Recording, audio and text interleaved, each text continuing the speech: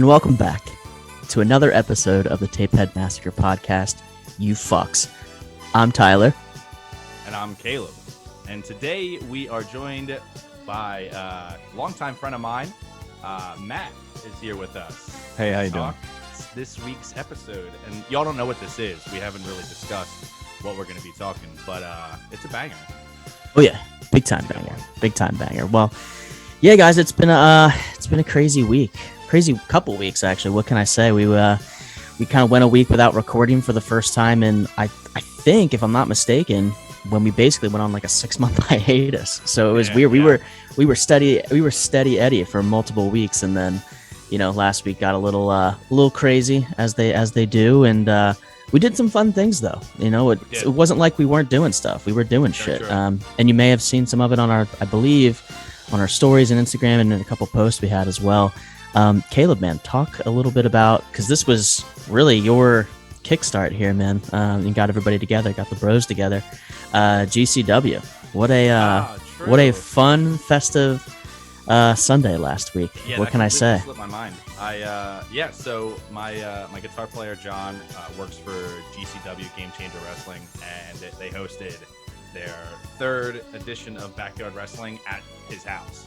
So it wound up being just like this huge wrestling event. People like flew from like different like places in the U.S. I mean, it was nuts. And Tyler and I went, and we brought along our buddy Chris, which the 3 of us were the only kids in our school that, or at least in our grade, that liked wrestling. So it worked out perfectly. Oh yeah. But it was a good time. It was a great time, man. It was a great time until you guys had it bad. You guys the following day. Oh yeah. Let me tell this story real quick. So Sunday was great. What can I say? It was blood, not so much guts. There was a death match. Someone got power bombed through a bunch of light bulbs into a 6-foot grave. I believe somebody got, I don't even know what that move was that Brock Lesnar used to do all the time when he would put somebody on the F5 onto the car that was beat up, that we ended up taking a picture on, which was a pretty badass picture. Tons of beers, great food. Jersey Mike's catered the fucking event. That was the shocker of the day for me. So we got wrecked. What can I say? And then all Gucci the rest of the night. And I'm gonna put him on blast on this podcast. I don't even care. Good old Chrissy boy had a little bit too much to drink. This is what I come to find out though.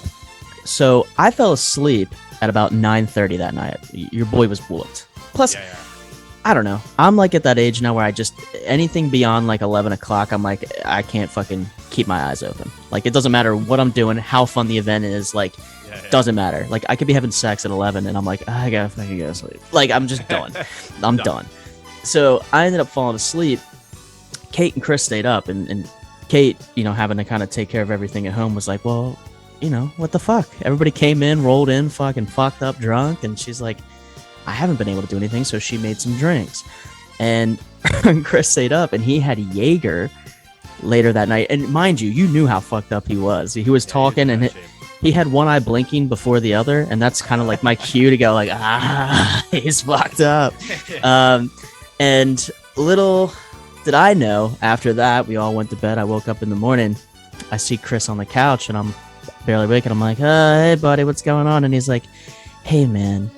And he sounds like real dejected, and I'm like, what happened? What's going on? He's like, I pissed on your couch when I was asleep. Oh, no. And I was like, and that is the move, dude. That really, like, that's the move. And he's lucky it was me, because I was like, that's funny as fuck.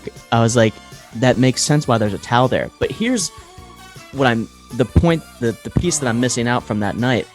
We went to the diner the next morning right in Woodstown, like 5 minutes down the road. Yeah. And we're talking, and I'm like, holy fuck, like, I just had like a brownout moment. Not a full blackout, but like a brownout moment. I woke up at like 1:30. I was dehydrated. I wanted to put some liquids in me, get a little bite to eat. Sure. I walk out, and I see Chris on the couch, and just like his eyes are open, but there's just nothing going on, like glazed over. Like, you could tell he's like pissed drunk, no pun intended. And I'm like, hey man, what's going on? And he's like, oh, hello. So I go to the fridge, grab my stuff. He gets up, and I don't know why I didn't say anything, but I think I was like still kind of fucked up and super tired. His shorts were covered. Oh, It looks like he went in the pool like waist down below and got out. I thought you were gonna say like you saw him just standing there pissing on your couch. Well, dude, that would have been better. That would have been a lot better, right? But I'm like, maybe he spilled his drink or something. I don't know. And like he came up behind me and hugged me and went and sat back down. But I never put two and two together. But so, long story short, I'm gonna be going couch shopping today. Because it's old fucking piss stain. At least the couch was free. I paid $0 for the couch, so I can't Big be Daddy too angry. style. Just put some newspaper down. You'll be good. That's it, dude. Just ketchup. Just newspaper the whole place, dude. That's There you go. That's the move, man. So good party story if anything. But that's what came of it. I swear this is just great, impeccable timing actually. So I have a similar story about last night that I didn't necessarily piss myself, but you pissed on somebody. Not on. All right, sorry. I just wanted to. So anyway, we went to VHS Fest, Pam and I, last night at the Mahoning Drive-In, and we get there. It's torrential downpour. It's like thunder, lightning. It's absolutely horrible. All the vendors had pretty much packed up, and it was kind of a huge bummer at first because we were like, okay, like we drove 2 hours out here, spent money on the tickets, gas tolls, sucks. So and like Pam's never been to a drive-in before, and VHS Fest is like a once a year thing, so yeah, it was a bummer. So anywho, we get there, we start cracking beers in the car, and it like I said, it's torrential downpour, and we're sitting in the car for about an hour and a half until the storm eventually passed. But the storm didn't pass fast enough. I had to go to the bathroom. I was not gonna walk out into the storm to go to the porta potties, which were pretty much floating at that point anyway. So I was like, I'm gonna pee in this cup real quick. And Pam hands me like a Dunkin' Donuts cup that was in like the little side pocket in the door there. Big open too, right? Because that's a lot easier than like a water bottle. And not like a coffee cup, like the iced coffee cups, true. The plastic ones. Yeah. So, I do my thing and we're all good, right? And we had walked out into the rain when we first got there, so my pants were already a little wet. And, I throw the cup out the door, get rid of the stuff. Yeah. And I'm like, damn, I feel a lot like more wet than I was before. And then I realized after like looking back at the cup that there was a really small hole in the bottom of the cup. So I pissed all over my legs and her seat. And this newspaper. Yeah, dude, you gotta have newspaper around. I think that's the moral of these stories. I got 2 bags of newspaper in my trunk right now. There you go, dude. All right, yeah, I might need that actually for next time. You never know. And you were rocking poly pissy pants the whole night then. Sad to say I was. I mean, I had a towel, so I was able to do something with it. But yeah, we've all been there. Stories. Yeah, dude. Yeah, stories for 2 in 1 week. It's rough. We've all been there. Got to hang out with the Bad Taste video guys last night. Shout out to those guys. This Say You Love Satan podcast was there. Oh shit. Yeah, because a lot of local guys. By the way, didn't even know this because this is how fucking clueless I am in life. Is that Say You Love Satan? Kate listens to them all the time, and she was nice.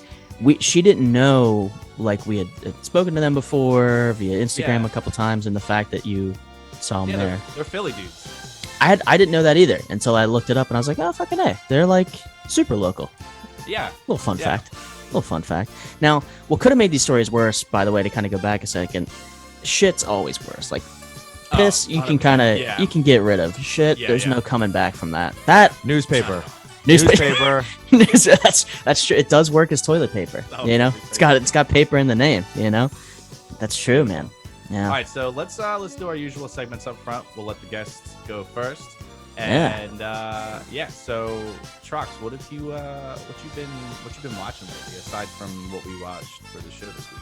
I actually work shift work, so when I'm at work, I just watch shitty movies every day. Nice. Damn, that's good, dude. And like Piranha. That movie's fucking terrible. But it's great. Yeah. That's what I mean. Like I watch shitty movies that are great, but they're bad. Okay. Yep. Yeah. Horribly awful. Or is it no? Awesomely. What's the word? Horribly Never. amazing. And that's Hardly the thing. anything. Like, I have no problem saying a movie sucks. Where everyone's like, "Yeah, it's a classic. It's great." Nah, dude, it sucks, but it's still good. Well, it's like the Hollywood Chainsaw Hookers. We watched that last night at the drive-in. It's a terrible movie, but it's a fun watch. Well, even like Absolutely. going back to like classic horrors, it's like oh, sure. Friday the 13th Part 3. It's like, yeah, but it still sucks. It's great. Yeah. It sucks. Yeah. So like, I literally just watch bad movies at work every day. Okay, cool. You So could I do watched your own. Alien. What? I was gonna say you could do your own separate podcast called just Bad Movies at Work with Trox. You could just run that. I don't You have could, to. Like, I watched Alien the other night, which is a great movie. Yeah. But I'm like, Yeah. I put movies on past the time. That's what I do at work. Yeah. Good I for mean, you, man. it's always hard for me to like figure out if I'm gonna watch the movie or use it as like background noise to just fall asleep. Yeah, like I'll paint when I'm at work. So like, I put a movie on, I paint, especially night shift. No one's there, so I just do whatever I want. But like, Yeah. and then like, if you just go on my letterbox, because I just list everything I do, Nice. it's all just terrible reviews where I'm just like, this movie fucking sucks, and it has like 4 stars, and then I give it a 1, just because like I'm honest about it. I don't care. It's what you gotta be, honestly. I mean, Yeah. I think that's the It's like key nothing part. will ever get a 5-star from me. Yeah. So like, when a movie's bad, it's like Oh. cycle sluts from hell. I'm like, you know for a fact this movie's gonna be terrible, and it was. Yeah. It's like, Yeah. ooh, Tara Reid's in this. Let's watch it because you Yep. know it's gonna be bad.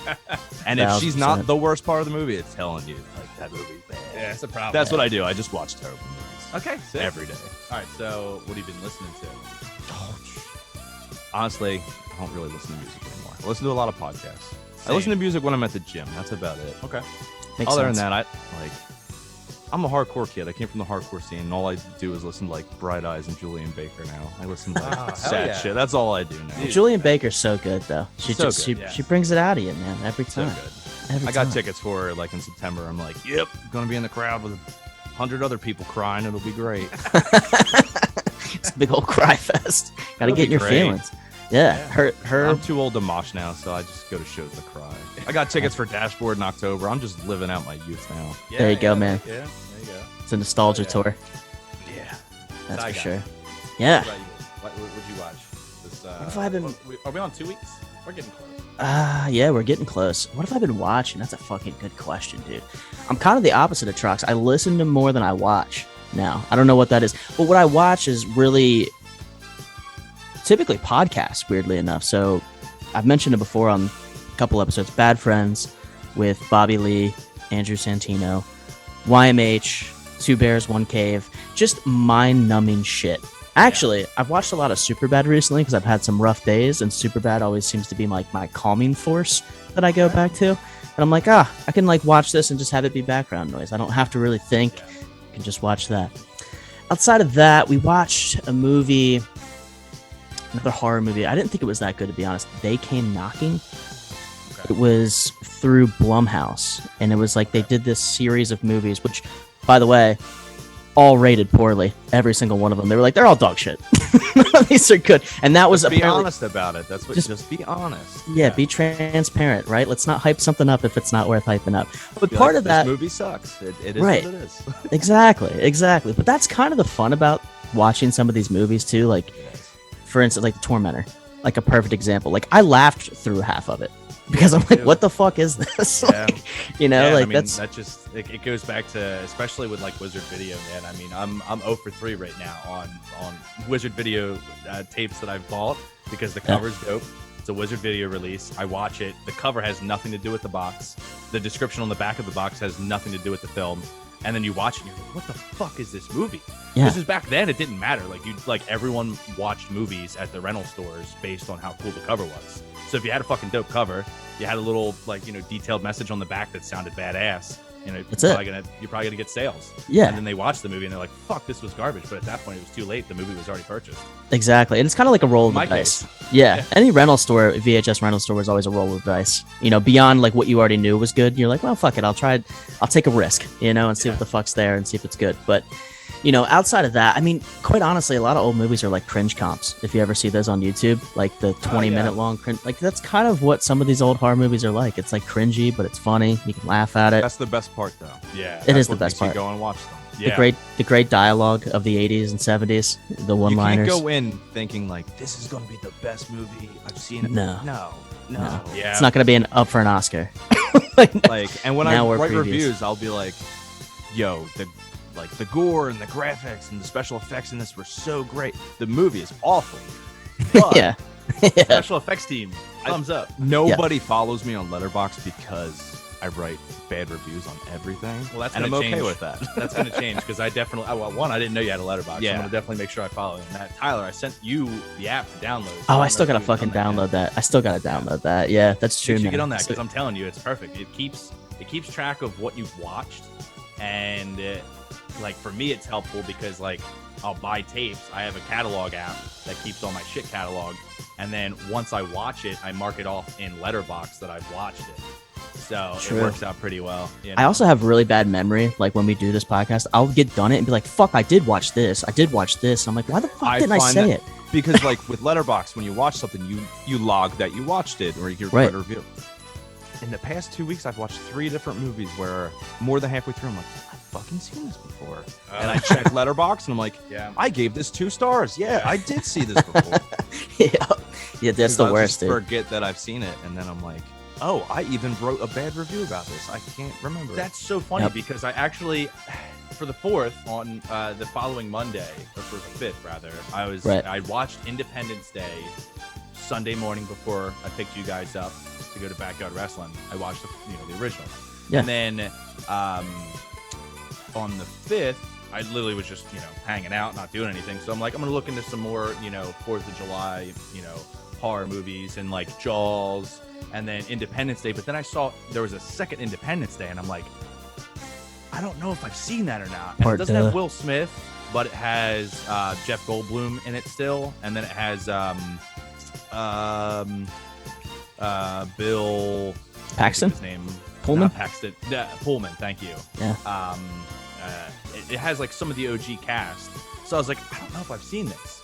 And it's not anywhere for free streaming, and it's like $3 rental on Prime. I rented it halfway through. I'm like, fuck, I did see this already. God damn it. Like, happens to me all the time. Oh yeah. That's No, how bad some movies are. yeah. it's true. yeah. They just kind of like fade into the background. Like you almost like get glazed over when you're watching it, and like 20 minutes later, you're like, you like wake up again. Yeah, I happens. watched it was like 2 days ago. I watched that movie Carriers. I don't know if you've ever seen it. I've seen the cover, yeah. Yeah, I was just like- never. An hour into it, I'm like, I've fucking seen this before. Yeah. It's not good, so you don't remember. Yeah. Yeah, true. that's it, man. Yeah. I will tell you the one movie I do remember recalling watching the last 2 weeks. Trox, kind of like you, man. I'm starting to get like just soft now. Like I'm just. Oh yeah, embrace it. Oh, 100%, dude. Well, being married now, like that's the whole thing. We get together like once a week. We're like, what movie do we want to watch? And my wife Kate had never seen Fright Night, and I was like, Oh, yeah, that's right. I fucking love that movie. So I was like, we made some hot chocolate. We called it Hot Chalky. I'm not I'm man enough to admit it. Called it a Hot Chalky. Got our cups. Fucking, I think I made some kind of dinner. We sat down and watched Fright Night, and Hell yeah. I forgot how legitimately good that movie is. The dialogue, Yeah. it's campy, it's kitschy, it's 80s, but But the Still cool holds part well. is that we had already bought tickets for Monster Mania before they Oh, yeah. announced that they're basically having a full Fright Night reunion. yeah. So, Chris like, that Sarandon's was- gonna be there. Yeah, true. And then what's her face from I Married love with Children? Susan Sarandon. Susan, I love Susan Sarandon. Beautiful woman, beautiful. But yeah, outside of that, as far as listening's concerned, the new Turnstile EP that came out, I've been listening to that Yes. on repeat, It's so good. and it's only so 4 good. songs. And Yeah. like any hardcore band, it's like the length of the EP itself is maybe, I don't know, 9 minutes. So 9, you yeah, know, you give it yeah, a little like a good mile, like basically. So when I run, like every mile, I can basically run through that EP. Just kind of like that's how I can like track my miles. But yeah, been listening to that EP a lot. Trox, honestly, like you, man, not only Julian Baker, but Boy Genius. That is with Julian, Phoebe Bridgers. My wife loves Phoebe Bridgers, so I just kind of like hear that in the background sometimes as Oh, she's yeah. like putting stuff. essential oils on her and like fucking saging the house. Like, that seems to be the move. But yeah, man, that's been me. Caleb, what about you, buddy? I know you always got like you're always doing something on the watch and the listens better than me. Yeah, I'm definitely watching a ton of stuff. So one thing I'll definitely note right off the gate was I watched the big Netflix craze that's going out right now, which is Fear Street 1994.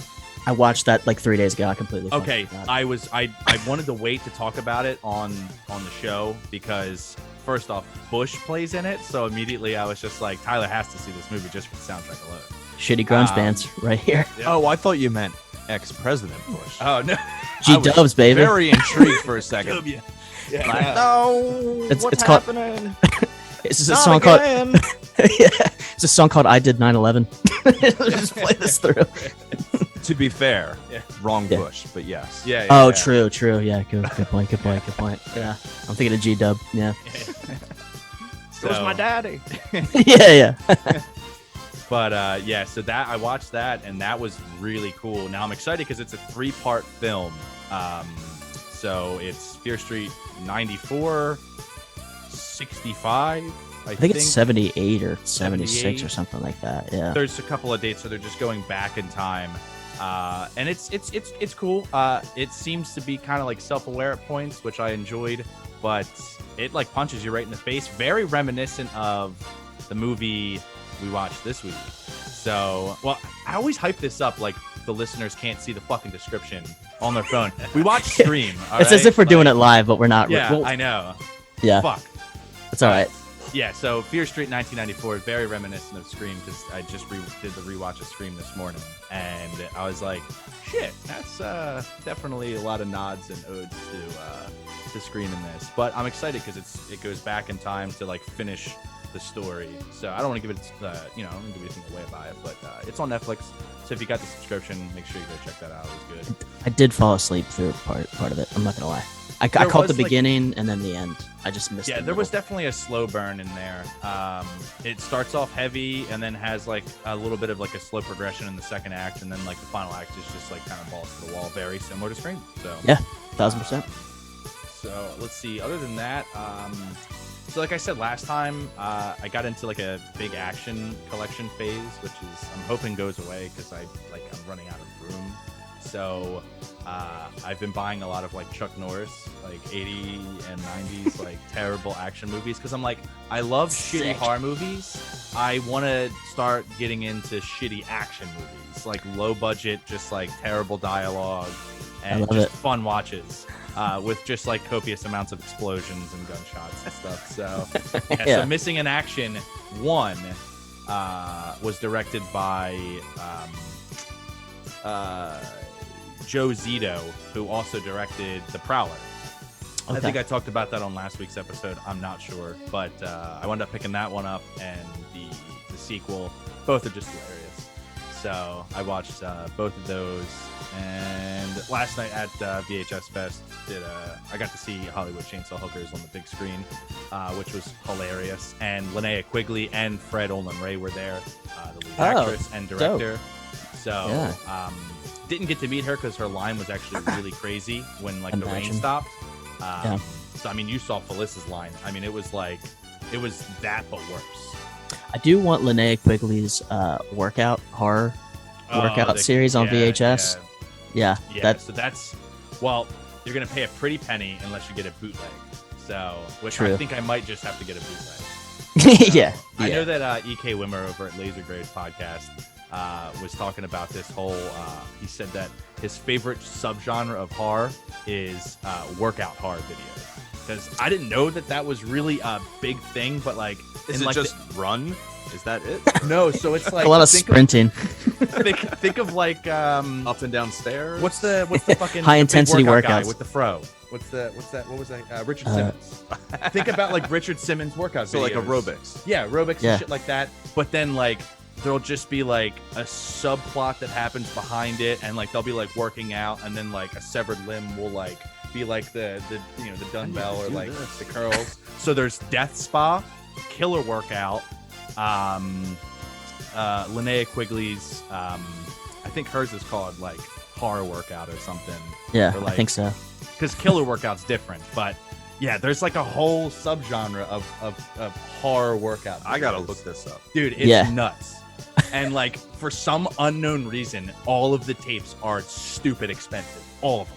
It's because it's amazing. Yeah. I would give this 5 stars. Oh shit, we found Trox's 5-star There we instantly, go. just like There we that. go.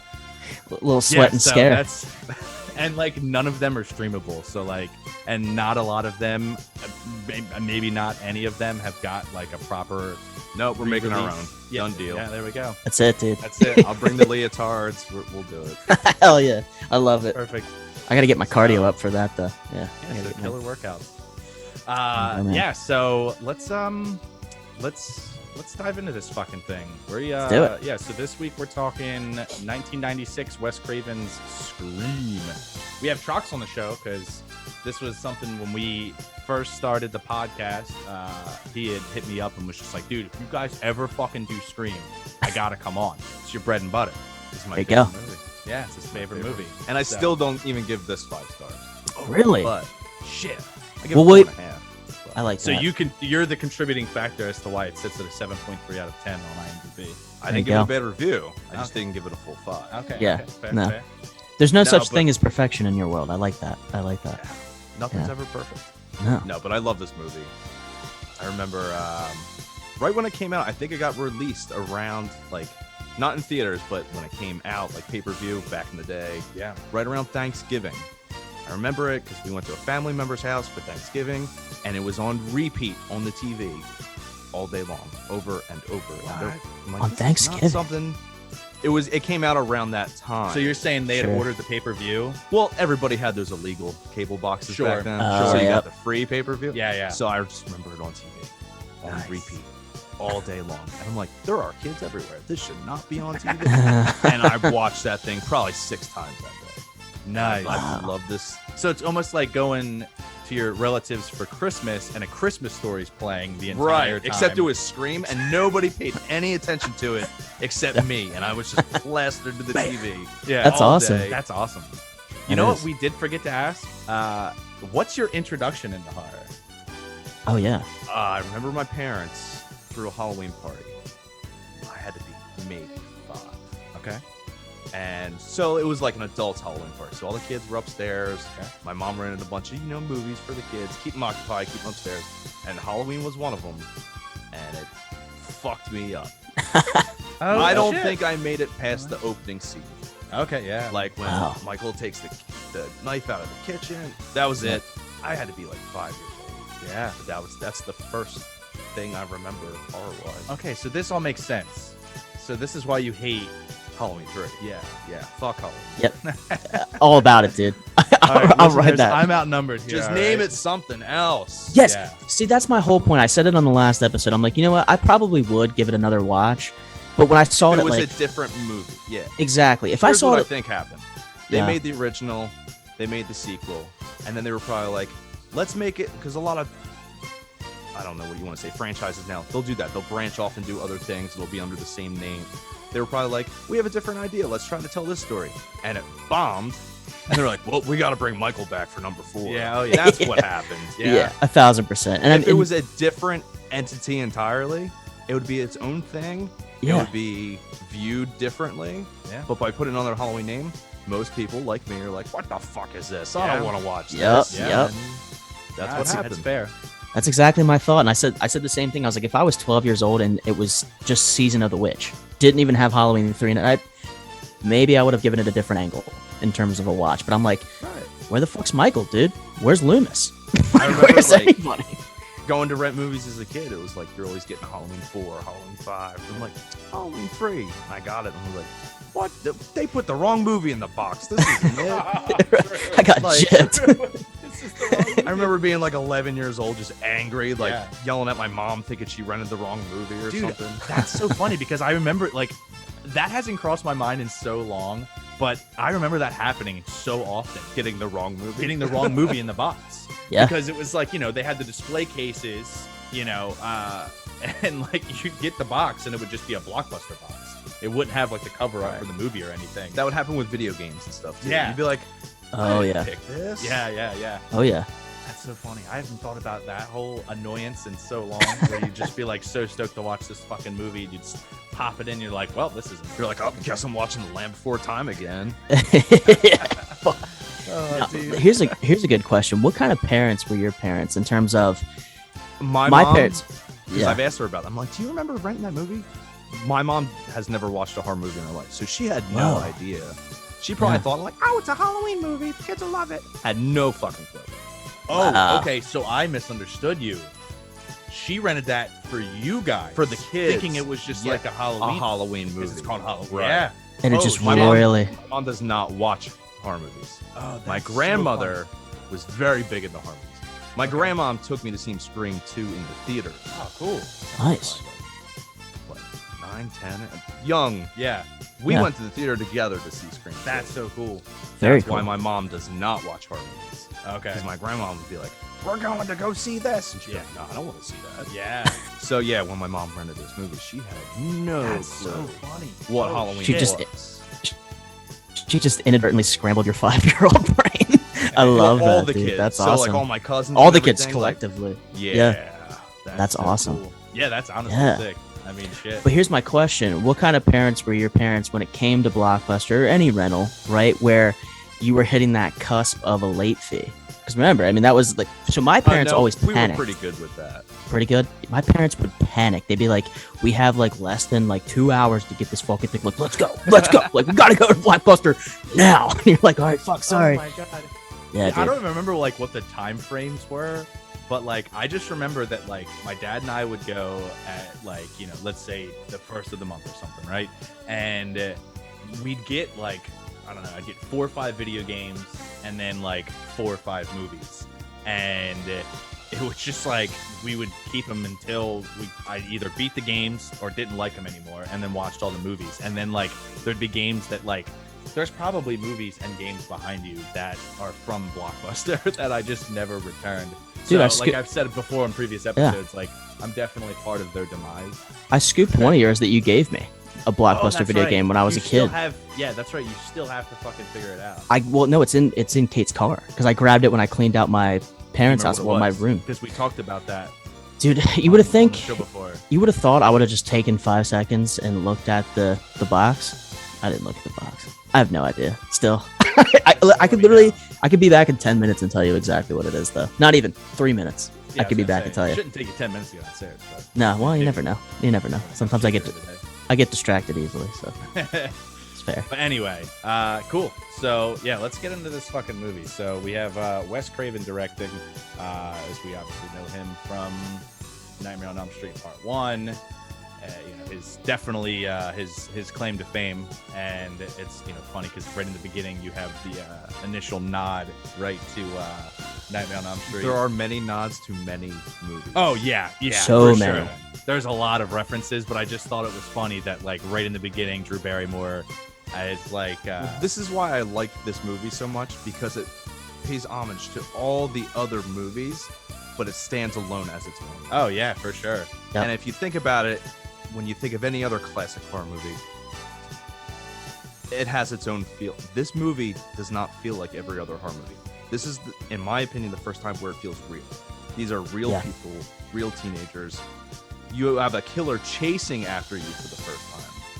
If you think about it, like, yeah, you think Texas Chainsaw, he's chasing at, but as far as like a slasher film, they always just walk.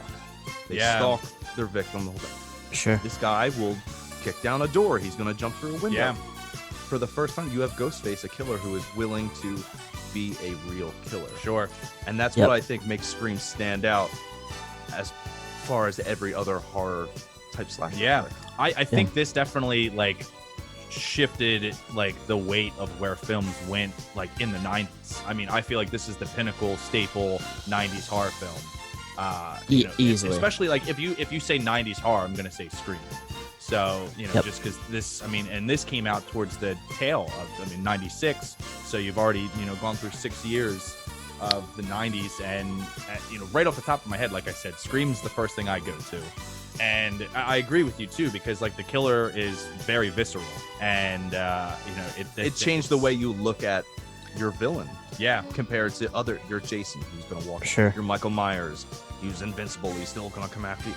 You have a real person now. Yeah. Well, and that's what I Word. was about to say. You took the words right up. It gives Ghostface, in this case, Scream. It gives him a humanistic quality. Like, even looking at like how he's trying to come at certain people in the movie, and he gets like front kick to the face or like beer bottles thrown at him. He like actually reacts to these things. gets Whereas Michael fucked and up. Jason would just be like, They just keep it moving. Yeah, you throw a beer bottle at Michael Myers, it's going to hit him, and he's still just going to stand there. 100%. And I think the other thing that's great about Scream 2, I don't know if any horror movie previous or even after, up until today, has done so well to just mix popular culture into the horror movie itself. I mean, they do it like beautifully. Like you can tell it's of the time a star-studded cast too. And I mean, I know some were sort of in their infancy in terms of how popular they got, but you look at it, you got Courtney Cox, Drew Barrymore, which is name a more star-studded cast, right, at the time, but also name a more, you know, crazy opening scene with somebody who's that popular at the time. Drew Barrymore was still popular at the time. You know, she had,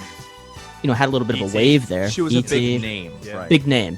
And, you know, to have that opening scene like it was and have her be killed within the first, 10 minutes? Yeah, and that's it's honestly, it's a really sick way to open the film because you have this whole, you know, exchanging of phone calls. You know, it's almost like when a stranger calls. It very similar to that. Another homage to exactly. There you go. And you know, it without even saying, you know, these like nods to the other films because they do reference vocally multiple times at different movies. But there are, you know, for instance, exactly there, the phone conversation at the beginning of the film. You know, it's the opening of this film is so brutal in the sense that like you get a couple different elements. You get like this cat and mouse game. You get gore as well. I mean, honestly, you see Steve, the boyfriend. You know, he gets fucked up. Guts hanging out. Yeah. His entrails are just brutal, you know, all over. Brutal. So, what I really like about the opening scene is it was the first thing they shot in the whole movie. It was, I think, 5 or 6 days, just Drew Barrymore's scenes, and it was her choice to do that. She was originally cast as Sidney Prescott. That's why every piece of propaganda and merchandise you see for the film, it's Drew Barrymore's face. She was supposed to be the star of the movie, and she then afterwards turned it down and said, I want to be in the beginning. I want to be the first kill. Wow. Nev Campbell was hired afterwards. Okay. That's why you have it up on your screen. The poster is Drew Barrymore's face. It is. It's not Nev Campbell's face. Yeah, and inadvertently, probably a great marketing tool for Scream as it came out because that's a recognizable face. I think they said that like because you expect that character to make it. Yeah. Seeing as, oh, she's on the cover of the box, she's the poster. She dies in the first 10 minutes of the film. Yeah. It's wild. It's pretty rough. And it was her choice to do that. And I think it was like 5 or 6 days of straight shooting just that opening scene. And another little fun fact of trivia: if you notice in those beginning shots, the mask doesn't always look the same. They were trying to figure out which mask to use. So it'll be different shades of white and cream colors. The hood will look different. In one shot, I think it's when he's like kind of tackling her and stabbing her, there's some gray in the neck area of the mask. They were trying out different masks to figure out which to use for the full film. So wow. If you go back and watch, the mask kind of always looks different. That's cool.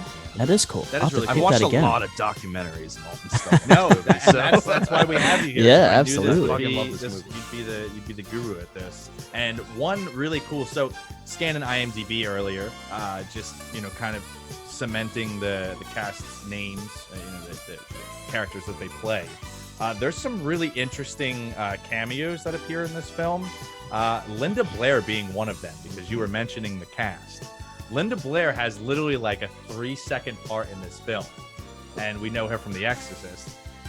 News reporter, right? Yeah, she's a reporter. As soon as Dewey's bringing Sydney out of the car back to school after the initial attack on her, she's credited as the obnoxious reporter, and she bum rushes her face and starts asking her questions, and for that split second it's her.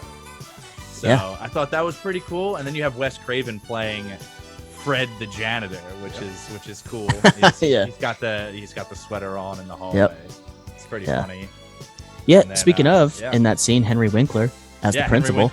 Right. What a great pull there, to say the least. But and he played that role so serious. Oh yeah, he did.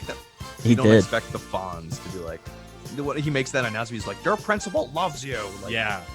You could tell he loved doing this movie. Oh my god, yeah, 100%, 100%. Yeah, because I can't think of Henry Winkler ever getting killed in a movie. I know he gets covered in bees and Little Nicky, yeah. He does. He's like, That's just what I think of, you know, yeah, yep. every time.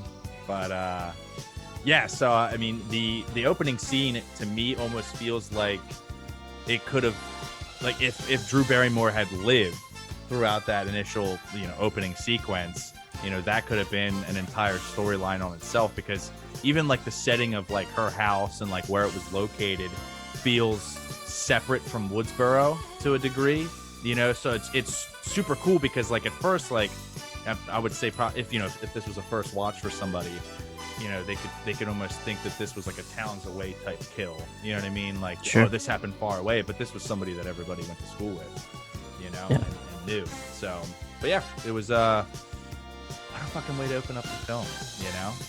Absolutely. It's one of my favorite opening scenes to any movie. It sets the tone for the movie. You learn. You got the trivia. You got the asking about, you know, classic horror movies and all this, and it's setting the tone for the rest of the movie. Everything comes back to the rules and pay attention to the classics and all that type of stuff. Yeah. Oh yeah. Yeah. Jamie Kennedy setting it in place there later on. Oh yeah. Yeah. Absolutely. Everybody's a suspect. Yeah. It always comes back to that. Yep. Yeah, it's definitely cool for that. And then we go from there on to we roll from that right into Sydney in her room, if I'm not mistaken. She's on the computer, I think, right? You're right. Yeah. Yeah. She's on the computer. Yep. And then her dad comes in. Yeah. I believe, to try to like. Well, no, actually, I'm lying. Billy pops in the window and scares her. Yeah. Yeah. Which, by the way, watching this movie with Billy, especially like this is I don't know how many times I've watched this movie, but I'm like, it's pretty obvious just in the eyes the whole time. You're like, oh, that dude fucking kills people. Like that guy kills. I was really trying to, on this rewatch, and it had been some time since I'd watched the first one. I was trying so hard to like imagine this was my first watch. I mean, obviously, you know that, Billy is definitely the bad guy, but you get that sense immediately, you know, like from him popping up through the window. And just his like energy that he gives off the whole time. That's the cool thing about the Scream franchise, is every movie you're trying to figure out who the killer is. Yeah. Sure. Is it one killer? Is it two killers? Who is it? You spend the whole movie and you're like, it's this person, I know. And then you get to the end, you're like, oh, it's not that person. Yeah. Sure. So, and I think that's something cool about the whole series. Every movie, you try to figure out who it is. And you're always shocked at people. Well, it's cool because this one plays it off so well in the sense that like there's so many, I don't want to say motives, but there's like a lot of people that could be the killer in this, because, you know, you have like the engagement of, you know, all the, you know, the initial cast, the kids outside, Billy, Sydney, Jamie Kennedy, Randy. So there's, you know, they're all sitting outside and they're all talking about the killing, you know, and it's like playing it off like fun. And it's like, okay, you know, they're kind of making lighthearted about this whole situation. And then like you have like Gale Weathers for a second, like you can kind of almost be like, man, like there's a couple points where you're like, she's really cold. Like, could it be her? You know? Sure. It's like, and Randy says it. He's like, you know, in the video store, the freak out, you know, he's like, it could be anybody, you know? Everybody's a suspect. Everybody's a suspect. And it's like, you're at that point, you're just like, yeah, he's fucking right. Because there's a lot of like people that in this film, you can and look he at even and says like, that. people need to watch more movies. You need to take notes. Yeah. Yep. This is classic. I think he said prom night. Like, yeah, this is classic prom night. If people would take the time and study this, there's a formula. And yeah, that's what it comes down to. Well, and it's weird rewatching this movie too. I can remember myself when I first watched this movie. So one scene in particular is when Dewey and Gale Weathers at the house party go take that walk down the dirt road. Yeah. At the time when I watched it the first go around, because it kind of centers in on Dewey and he kind of has this weird, it's like somewhat sexual, somewhat like mischievous like tone about him. I remember watching it going, oh fuck, was it Dewey the whole time? Like I can remember that my first go around. Yeah, I mean, knowing there's what I know now. Parts. Yeah, there's a couple parts where you're like, it could be him, you know? Like, it really could. I mean, there's like the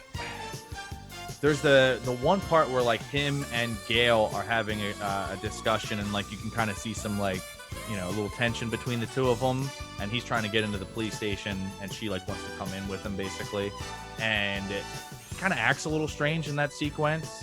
but you're like, you don't know if he's just like shy around a girl or that's what it is. It is. Yeah, exactly. You know, but it's like you could really think too deep into this movie very easily because I mean, you have the big giveaway that really throws you off the case is, you know, the attack on Sydney. You know, the first attack, I should say. Sure. You know, she immediately thinks it's Billy because he climbs up the window after the attack. There's even that scene in the movie store when Stu says, like, I think it's Sydney's dad. Oh, why true. isn't he answering the phone? Right. We can't find Yep. him. Well, so then you're like, well, maybe it could be him. Yeah. Right. And then you learn about the connection with her mother being murdered and all that, and you're like, well, that's a motive there. And they're like, the movie can spin off in so many different It really ways can. based on who you think the killer is. Right. And I wonder if this was an intentional play on Craven's part, but if you look at, you know, scenes with the cast and crew after the kills have happened, no one's really, other than Sydney, no one else is really too affected by the killings themselves. Like Stu has the party, everyone's stoked for the party. Like, you know, the principal dies and they all go racing to the football field to see him hung up on the field goal post. So it's like no one really is too invested entirely into what's happening in these killings. I wonder if that was an intentional play because typically in a movie when you watch something, if somebody's affected by a kill, you can kind of go, okay, yeah, they're clearly not the killer in this case. Even Whereas as, everybody, even the Yeah. soundtrack of this movie plays cues to that. So like Sure. they play Red Right Hand 3 different times. Oh, in this yeah. movie. Yep. When they announce that like go home, there's a curfew, you can hear School's Out for Summer playing. Yeah. Like, Yep. There's little clues just in the soundtrack of this movie to kind of foreshadow the thing. Like, Yeah. let's be honest, if you're in high school and they're like, don't come to school, curfew, and then you find out your principal gets killed, you'd be like, fuck yeah, that's pretty cool. Like, Yeah. you know what I mean? It's Sure, like, sure. shit, we don't have to go back to school now? Like, what's going on? Yeah. So, And the other thing about watching Officer Dewey, I can't help but keep thinking of Officer Doofy from Scary Movie. dude, Like, it's just Officer Doofy reporting for duty. every time. I know. Don't bother me when I'm cleaning my room. My room. It was so hard because even just watching it and having like, you know, you're talking about that exchange between Gail and Dewey going down the highway after the party, and I'm like, man, like I'm just like, I just think of Officer Doofy the whole time. Like it's just so hard for me to get out of that mindset because to be honest, I probably, well, I don't know. I was gonna say I probably watched Scary Movie more than I've watched this, which might be the case, but I don't know. That's just It's it's great. so funny. It's such a good. I used to- Another fun fact, the original title of this film was Scary Movie. They Whoa. changed it to Scream. Wow. Okay. That is interesting. Now, watching Scream 2, I mean, obviously Craven directed and created Nightmare. But I think out of the slasher franchises, if you look at them over the course of time, Scream and Nightmare, I think, are the way it's filmed and even the dialogue itself, they're so closely related in a lot of ways, too. Just because it's Oh, a yeah. lot of... Now, we kind of talked about it, Caleb, you and I, before we started recording, but, you know, obviously the Nightmares that came after were much more comedy focused than the OG, which was a lot darker, but there were still hints of it. That's what I love about Scream too. Like there's so much little like there's this comedy line that runs through it all the Little time. one-liners. throughout. Yeah. Yeah. And it's great. Honestly, like even like when Ghostface gets like knocked over, there's a voice. You know. When I rewatched this morning, Yeah. I chuckled so many. Maybe it's because I've seen it so many times, but it's like towards the end with Stu on the phone, like he's all bloody. yeah. When he gets hit in the head, Billy back takes of the the head. phone, he throws it. He's like, threw the phone at me, you dick. Dick. Like, it's just I love little that, shit dude. like this. Yeah. Yep. Like my mom and dad are gonna be so mad at me. Yeah. Like, yeah, no fucking shit. You just trashed their house and killed everybody. Yeah. Yeah.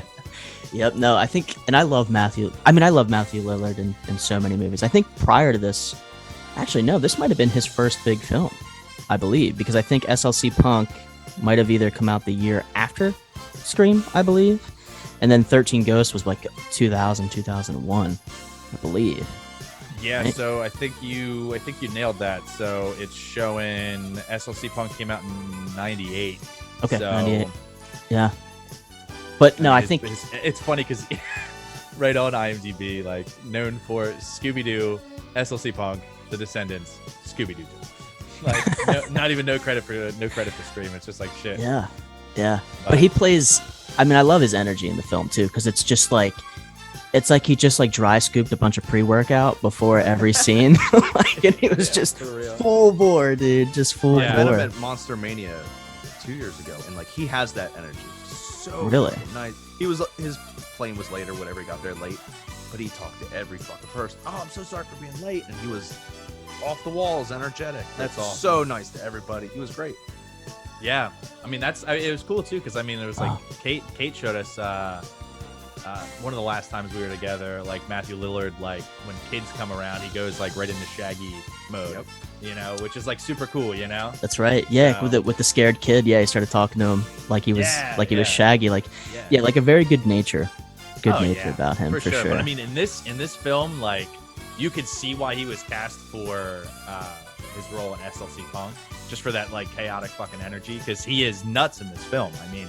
Oh yeah, There's so many sequences where it's like, especially once like, Especially at the end. yeah, when the it cat's all out the comes bag. together, yeah. You're just like, oh Yeah. shit. So like this whole like cynical, like personality you've seen from him in the film already, like he's just actually fucking crazy.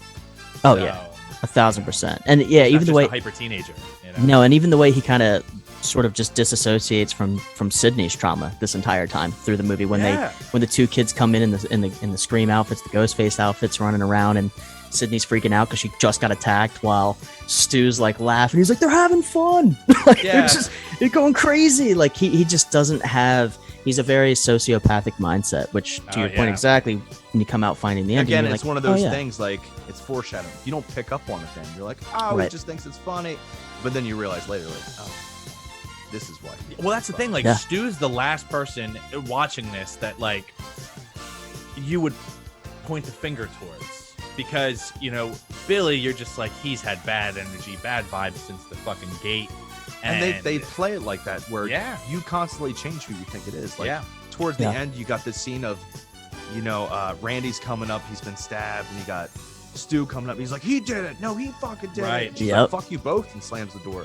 because Yep. you don't know Yeah. who it is. Yeah, it's such a sticky situation too, because it's like two of your friends right here, and it's like people are dying all around, and suddenly these two just appear outside unscathed. You know what I mean? So Yeah. it's like, at least to her knowledge, unscathed. And I mean, and look, she's like, nope, close the door.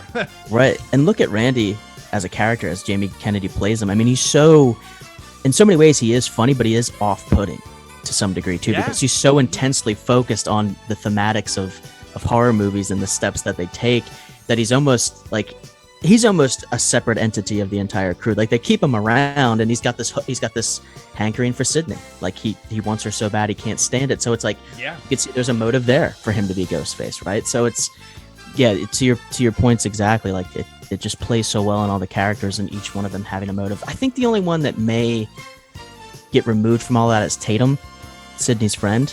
But I didn't see anything that popped out to me during that, the watch that said like, she may have a motive. She was easily as disassociative from all of the killings as well. So you could maybe say, she had that sociopathic personality to some degree, but not really anything that jumps out, with her specifically, I don't think. But Sure. I mean, yeah, she was definitely one of the characters that I never, looked at and was just like, it could be her. I mean, even fucking the principal, good old Henry Winkler, for Yeah. half a second, right before he puts on the mask, because you're like, okay, he's trying it out. Well, there's the scene where he pulls the scissors out. Yeah, and he's like, fucking, yeah, and I he's should gut you. threatening. Yep. Yeah, it's like, oh shit. Yeah, that's not what the principal says to their students. I mean, like, come on. I mean, That is not a Yeah. PC principle right there Yeah, with those not at scissors.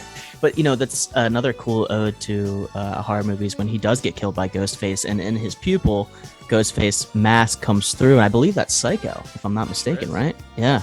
So that's a cool ode. We talked about it before we started recording, the reference to the town that dreaded sundown. which was so cool, because that was one that I was like, so far they've hit, they've talked Nightmare on Elm Street, Friday the 13th, Candyman.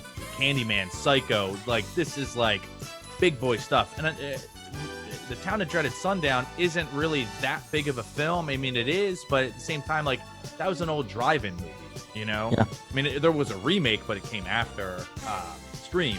But the original came out like 60s, I think. Yeah, and it was And- big in Texarkana. Yeah, because it's based on a real thing that happened. Right. So, but like either way, like there was a curfew in the town and like everyone shut down in the film, like all businesses, everyone's closing their doors, you know, and like big ode to that. And then it was like Sydney that was like, or no, I think it was Dewey. Was like, Dewey, it's yeah. the town that dreaded sundown. I was like, oh shit, all right, cool. That was one that I've never noticed before. And then upon watching it today, I was like, fuck, that's cool. And to that point, that's what's the great about Scream, I think, is you can watch that movie 3 or 4 different times and pick up on different things every watch. That's what I was trying to do today. I noticed you guys do that. Like, oh, my rewatch today, I noticed this. Yeah. I started like looking for shit. Yes. In the police station, when Sydney's sitting at Dewey's desk, he has a hat on his computer that says "Boob Inspector." No way. With boobs on it. Yes. I was like, that fits his character. It does. Because he's like dorky, kind of creepy a little bit. Yeah. Never noticed it before. And yeah, it's sitting on the edge of his computer screen. Funny. And it says "Boob Inspector." That's amazing. Because see, that's the thing. Like little shit like that. You root for him so hard. And then like now knowing that, because I didn't see that. I didn't see that either. That's amazing. But that also makes him like just like a bumbling idiot. Still. It's little background stuff that you wouldn't normally notice, but if you catch it, it adds to his character. Yeah, sure. Yeah. And it heightens that whole scene after where Tatum's yelling at him and he's like, Mom told you you respect me when I'm as a man of law. That's my superior. The janitor's your superior. It's little shit like that that makes this movie so good. And like what's cool about this is that like a lot of like B movies and shit that like we all watch, you know, the comedy, you know, pretty much tops, you know, the horror element. And this one, it's consistent from start to finish, incorporating both, and it's executed very well. And the comedy is tasteful. It doesn't take away from the movie actually being scary, because a lot of times, you know, you're watching a movie and there's like these like terrible one-liners, or like there's just like these like really cheesy, corny moments that really just shut you down from the movie. Whereas this, it almost adds like its own pacing, like its own style of pacing to the film that makes the horror just even, because like you said, you know, it's very real. They feel like real people, you know? So, you know, that's the whole thing. I mean, it feels like a real situation that's going on. So like the comedy is very believable, and it's not like, you know, outdone. I mean, Stu's character, or, you know, Matt Lillard's character, Stewart, you know, he's so crazy, but like you can kind of probably think hard in your head and be like, we know somebody that's like that. Oh, you know? yeah. There's always been that one kid. People are all relatable. Yeah. Yep. Even as far as the Billy Loomis character, like, I'm sure you know someone and you're like, I should be on that guy's good side. Yeah, 1,000%. He's a little crazy, you know? Yep. Absolutely. And you know what he kind of reminds me of playing? I don't know. Maybe it was just the time and the era. Maybe it was just his look, but almost like a Christian Slater type of vibe is what I got from him. I can see that. Just very like, he's kind of on the prowl the whole time, which Christian Slater, Lost Boys feel. Yeah. Like, very much.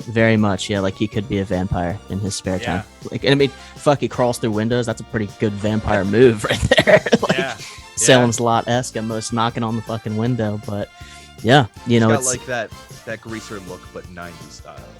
Oh yeah. And it's cool too, because you watch this and like it's cool because it's like a, you know, it's a time capsule to like childhood, because even like in the early 2000s, this style of what everyone was wearing was still there. I mentioned that today rewatching. Yeah. When Sydney's alone in her house, like before the attack happened, she's walking down and like, that is the most 90s style outfit. Yeah. It's like kind of baggy-ish jeans with sneakers and like a big sweatshirt. Yeah. I was like, oh yeah, that's the 90s right there. And then it's funny because we were driving through Philly to get to Mahoning last night, and you're just like, did I take a time capsule back to the 90s? Because it's like everyone in Philly pretty much just dresses like the 90s, you know? 100%. Like, it's at least in like the, you know, the younger towns, you know, because we were driving, I think it was like, well, I made a wrong turn, so we were close to,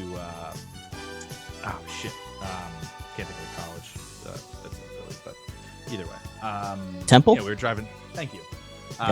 Yeah, we were like near Temple, and you're just like driving around. Just, wow, this is time capsule. Streetwear is like straight 90s Yeah, style. yeah, for sure. Big time. Yeah, and no, that is a cool part of this as well. Like you got the Fucking like the striped sweaters. I think I see people wearing like the middle part hair with the comes down in the face. Looks like what the hell's his face from Boy Meets World? Ryder Strong. Yes. Yeah, that's what I think of immediately when I see that haircut. Jonathan Taylor Thomas. Pick your '90s character, if you will. There you go. Yeah. That's the thing. This film is very nostalgic to the '90s and everything, but it still holds up as far as like horror movie. Oh, goes. dude, like watching it today, I'm like, this is a fucking good movie. It's Like, a lot of really jump is. scares, but that's what most scares are in horror movies. Well, And even if you take the opening scene with Drew Barrymore, and like the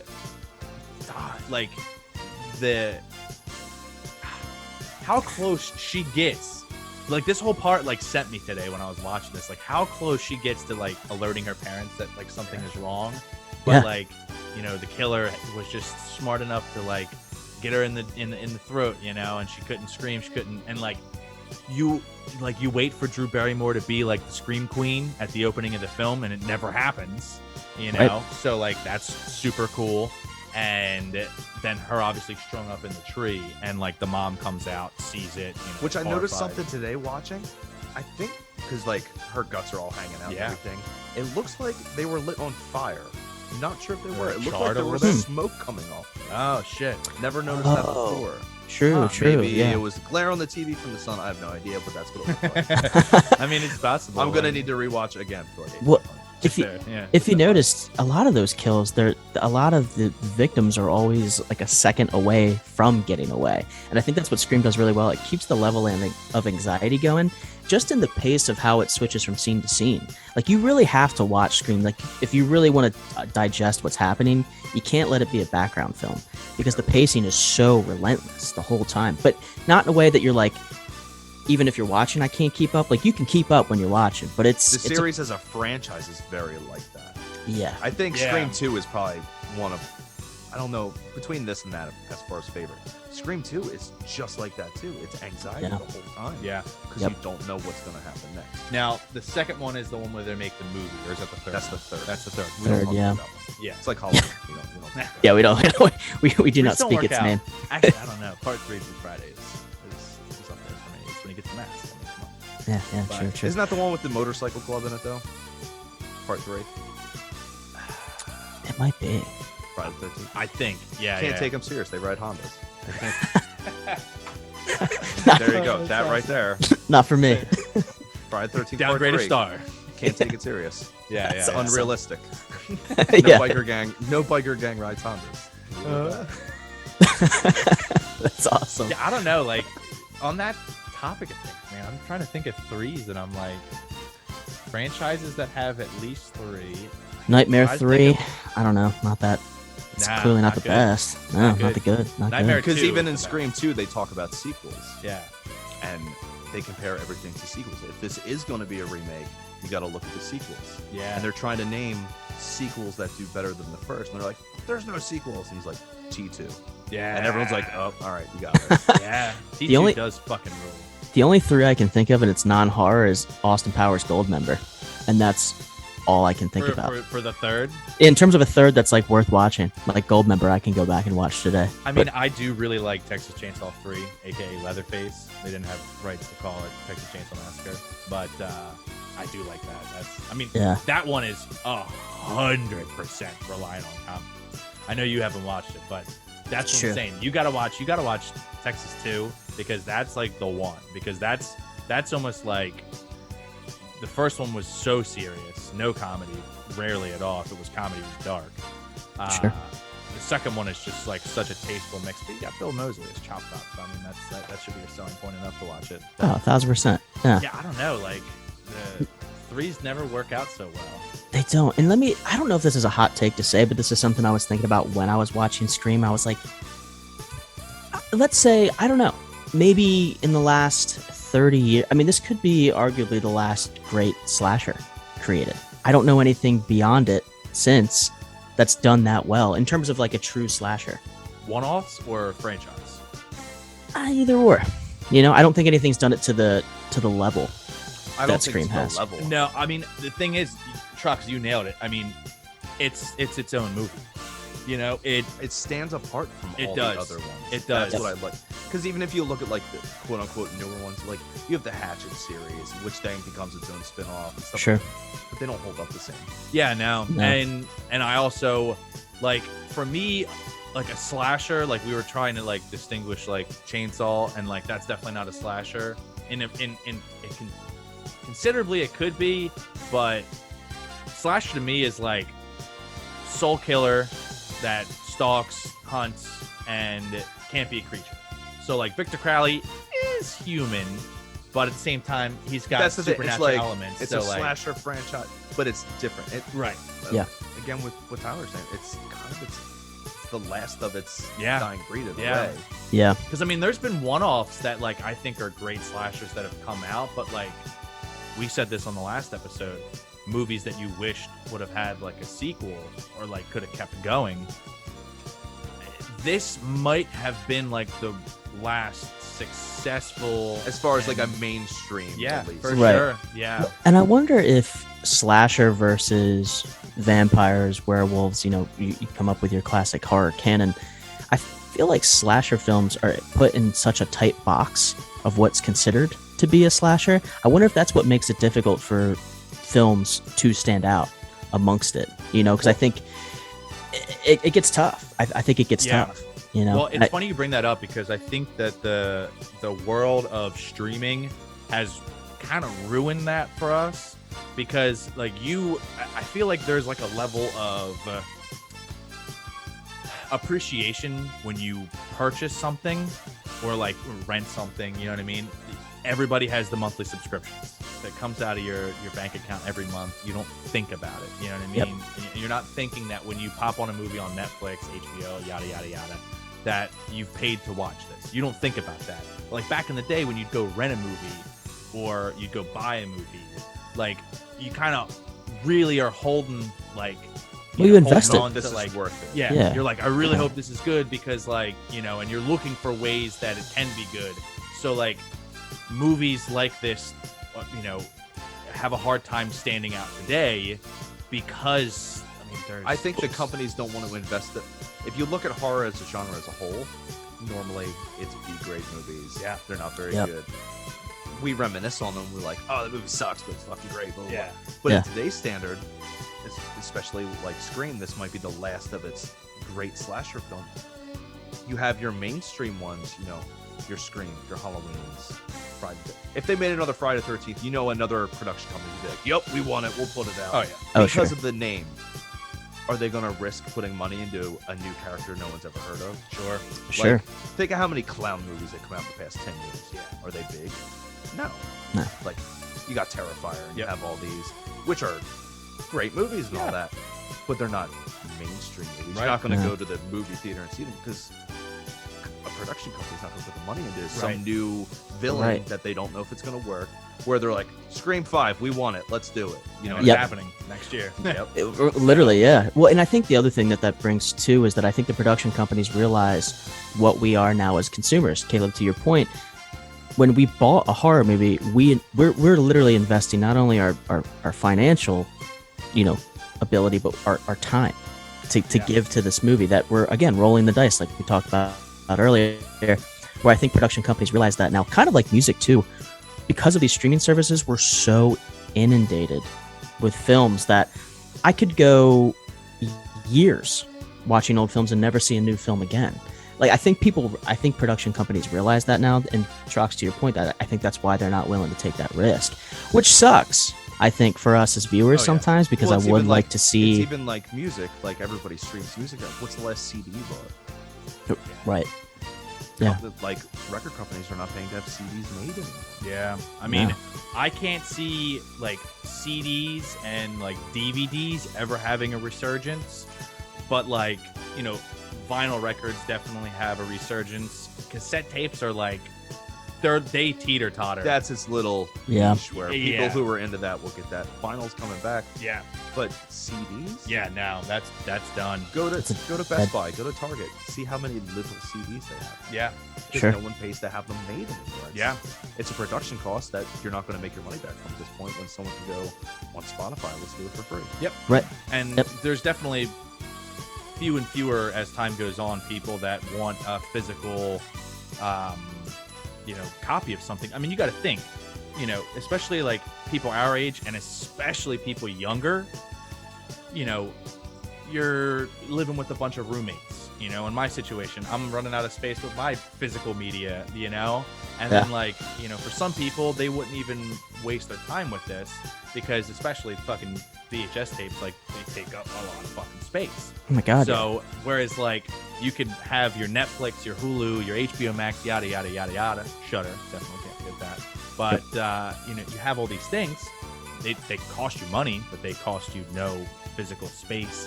And then Apple Music, Spotify, whatever else you use costs you money, but doesn't take up any physical space. Most cars have, at least some type of connectivity to be able to, listen, in the car. So, I mean, well, it's right back to what you're saying. It's like, we don't have any new characters because why invest all the money to make this big production of this new movie when someone's going to stream it for free on Netflix or something? Yep. 1,000%. They're not going to make the money back on investing the money into, and I mean, unless that script's amazing and they think they're going to make all that, but especially in the horror genre, there isn't the money there for it. Well, it's like the guys on the Bad Taste podcast were talking about something similar in the sense of, when you were younger and like, let's say you went on vacation and you'd go to a video store, that video store would have a different selection than what your video store at home would have. Because that guy knew about some fucking weird Giallo film that came out in Italy 2 years ago. And it was just amazing to him. Like their examples were like, yeah, and I think it was like Mike was saying, like in his hometown, like they couldn't find, Zombie, like any copies of Zombie for rent, right? But then like they would they go on vacation with their families or like some shit like that. And then like that rental store would have it, you know what I mean? Yeah. Or like video store would have it, you know what I mean? So it was like, that all comes down to, the owner's preference of what they think's cool, So like you have like that, like, that pick. And to get back into the film, I agree. I mean, I feel like this is probably the last thing that came out because I know Netflix definitely came a lot earlier than we, all started using it, but like, when it really started picking up traction and people were like, fucking Netflix, because there was Redbox that was taken over for a little bit, and then once Netflix like really popped off, then like pretty much renting anything at that point became obsolete. But this might have been the last thing. I mean, maybe I'll do some homework. I would think this franchise as a whole would be the last. That's what I'm saying. Yeah. 1,000%. Yeah, I mean, think about how many great horror movies now in the last 10 years that have come out that aren't solely like character driven, and by character driven, I mean a particular killer. Hereditary, Midsummer, It Follows, they're not really character, and it's more of what's, the aura of or paranormal activity. The same, it's kind of what's happening around you. Yeah.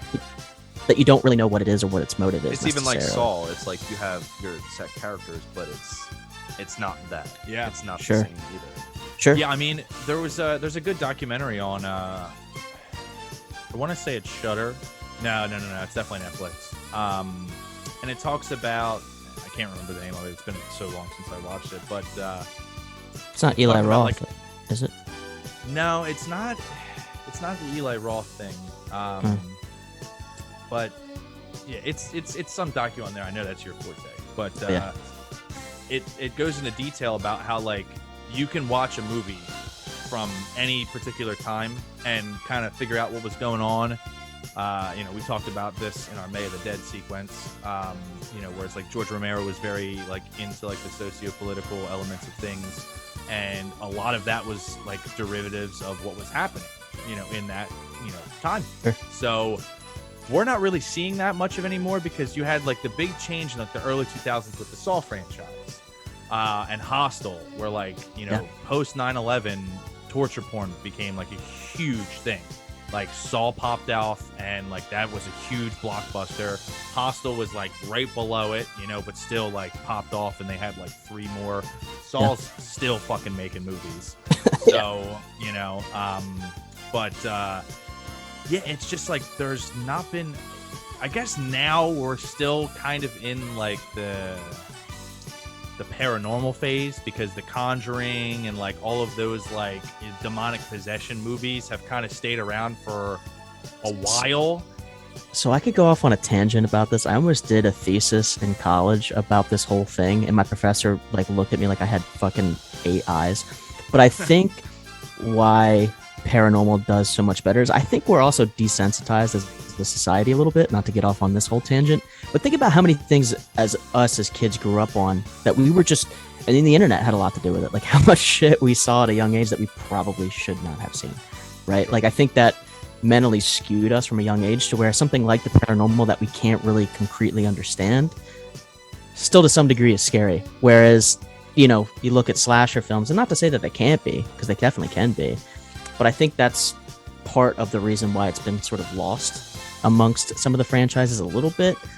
Now I could be jumping to a whole different conclusion that may not be completely accurate at all. I'm a fucking idiot, so who knows? But you know, I think there is to some degree that element of things where we're like, oh, I know this means, you know, A plus B equals C, right? Where paranormal, you still can't necessarily comprehend it because it's so ethereal, it's out there, we don't understand what happens after death and all this shit. Whereas classic stalker films, I mean, we've seen a boatload of them. We kind of know what happens. We know what to expect. You know, that's just an assumption. That's where you gotta rely on storyline and character. 1,000%, because that's why I think a lot of them fall dead too, to some degree. Is because of that. And damn, dude, maybe Scream's like, you know, like the grunge era with rock music. Maybe it was like its last hurrah, you know, in terms of mainstream success. Who knows? Definitely I don't know. A possibility, man. I mean, it's very well put. I mean, seriously, it's crazy to think that like we've probably for the last 10, maybe 12 years, we've still been riding that paranormal wave. Where like by now you'd think that like something would have shifted into like a different, or it's splintered off into the Purge wave and this wave. Sure, things that I'm sorry, I just don't give a shit. Same. About. Nah, me neither. like I can I get why like the Purge would have been something that would have popped off, but like that honestly, like that would have, if something like that came out now, like especially with the pandemic and everything, that like if the first Purge came out last year, like that would have been something that would have held more weight now than it did when it first came out, you know? Sure. I wonder if M. Night Shyamalan put out The Happening right during the pandemic. Because if you think about that movie, it's a silent thing in the air that comes and gets you. And Mark Wahlberg's just like, huh? What? Yeah. Just start falling from the sky. Yeah, literally. But yeah, no, I'm excited. I mean, there's there's a resurgence of old stuff coming back out. We have new Candyman, we have new Scream, new Halloween. Yeah. There's more, and I can't. We have a Child's Play TV show. So, you know, for those out there that like Child's Play and Chucky, possibly Hatchet 5, I believe. Oh yeah, so at some point, Green, I think it's Seth Green, is the director. Green, I forget. Seth Green? Yeah, not that Seth Green. Oh, I'm thinking of like Dr. Evil's son, Seth Green. Yeah, no. Robot Chicken, Seth Green. The director for the Hatchet series. I know his last name's Green. I just can't think of his fucking. We're related, probably. You might be, yeah, actually. But I'm pretty sure there's another one. I think he was talking about bringing those back. I think there might be like a Hatchet 5 and another Victor Crowley. I'm not sure. Oh wow. Okay. Adam Green. That's it. Wow. Adam Green. But yeah, I know there's a lot of stuff coming out that's going to get a kind of like a reboot again. I mean, if you think about the last couple of ones that have come out, I did like the Halloween 2018. The newest Nightmare on Elm Street was terrible. The newest Friday the 13th wasn't as bad as A Nightmare on Elm Street. But yeah, I don't know. Back to the whole thing. Like, I mean, it's like you look at all these movies, Friday the 13th, and all this. They do these remakes of the originals and stuff like that. Yes. You can't do that with Scream. Yeah, no, that's No. It's honestly, it's kind of what I was just more or less getting ready to say was exactly that. I mean, you couldn't go back and be like, we're gonna reboot Scream because it's already like it's its own dish, you know? I mean, I think that's what's great about the storylines are so well fleshed out. It's its own world that if you were to try to remake that, it would flop immediately. No one could buy into that because it's such a fully developed world. And I think that's That's what's great about it. You And know, clearly you can see that they can continue off of them, but they're not going to do like a remake or a reboot. You know what I mean? Like X amount of years later. You know, because I'm excited to see what this 2022 Scream has to. I feel like it's going to be a lot of twists and turns, just like how 4 was. I went into 4 with very low expectations, and by the end I was like, what? Yeah. I wasn't expecting any of that. Yeah. I remember I went to the theaters and saw that. That was I feel like this one's gonna, like, will Sidney Prescott finally meet the end, or does she live happily ever after? Yeah. sure. You have, as far as your cast, you have some well-known people, and it's like, well, what role do they play in this movie? And you're not gonna know. You're not gonna go on IMDb and be like, oh, that's Ghostface. You know what I mean? Yeah. You gotta go see it. Right. What's that? And you always, true. and it's weird with these sequels. You always wonder what's going to be the end, right? I don't know if you can even assume it because of how so many franchises have just kept going and going and going. I think we talked about it last episode with like Halloween. I said the first 5, including Season of the Witch, but we can kind of pull that out. I really only take those first 4 as the true Halloween series. Everything that kind of came after was sort of like either a bonus or something I just completely forget about in its canon. But you wonder, like with Scream, right? Is Sydney going to meet her end, or if and when it does happen, you know, and if it's going to continue. I'm surprised they're even does. doing it in the first place. Yeah. So after Wes Craven died, I think she even said like, "I'll never do it ever again. He's not a part of it." Yeah. Now she's doing it. So See, I wonder if it's like kind of like the whole Army of the Dead George Romero thing, where like maybe Wes had this in mind and wanted to do this, and then like a production team picked it up and tried to go on with that. Because I watched that Army of the Dead, and for her to sign on to do a 5th, it means the script must be good. it's So- Right. Yeah. So I mean that definitely gives me a lot better. Because I mean, when you think of Nev Campbell, she's been in a bunch of movies. This is her legacy. Oh sure. She's not going to sign on to a movie that's going to make her look bad, let alone the Wes Craven name look bad. Yeah. So I have high hopes for it. I hope it's good. Yeah. Same. Yeah, me too. Well, and I'll tell you the other thing that Scream does really well, and I don't know, especially looking at the year that it came out, but if you look at like events in pop culture that kind of kicked off after that, like think about how many like famous like tragedies that stemmed from high school students, right? Columbine, 99, right? And everything that's kind of trailed off after that. In a weird way, it kind of strikes the socio-political like issue that's kind of bubbling under the surface, you know. And I think Scream, kind of did that pretty well, to a smaller degree. I know in the end sequence when Billy and Stuart reveal themselves as the killers, and they're having the whole conversation with Sydney, and Stuart's holding her, and Billy's talking, or it's vice versa, one of the two. But one of the lines that gets said is, movies. It's like something along the lines of like, movies didn't make us do this. Right. And then Billy said earlier that like life is a movie, like everything's a movie, So it's like you're talking about things happening in that time, and it's like, But there's even that line where Cindy's like, Billy's got a motive, Stu. What's yours? And he says, the millennium. Yeah. Yeah. Because back then, if the tail end of the 90s, that Y2K. was everything. Everything's the millennium. Yeah. Right. True. You don't even need a motive. The millennium. Nope. Yep. Right. Or peer pressure, like. Yeah. So That was that's the it. one thing he said. Yeah. It's So I mean, the strange motive became like childhood trauma with Billy. I think that's that's one of the things he last reveals. Is it hurt Sydney's whore mother. Goddamn whore mom's ruining everything, dude. Apparently, that's the main. Which basically sets you up for the whole second movie. So. yeah. Sure. Yeah. Sure. And I think Yeah. I might watch that later today, because Yeah. I do, and it was funny because we decided to do this. We picked a date. We got everything situated for this, and I like looked over and I was like, I don't own this at all. Really? Like I do own it, and I still streamed it just because I didn't feel like looking for the DVD. dude. I was I was When like, in doubt, fuck, dude. I paid the $3.99 to watch it. Yeah. I was like, I don't feel like digging through. Well, DVDs I now. was excited. I'm happy that literally all of the 1 through 4 all on HBO Max. So for any listeners that want to pick it up from the beginning and watch it till the end to get ready for the next part, it's all on HBO Max. So I would like to know any of the listeners who haven't seen it. I'd be surprised if there is any, actually. now listen, but- I feel like more people have seen Scream than they've seen like the original Friday the 13th. I think if we're talking Yeah, I think so too. people closer to our age, oh yeah, for sure. This was a much more mainstream movie. Oh, it definitely.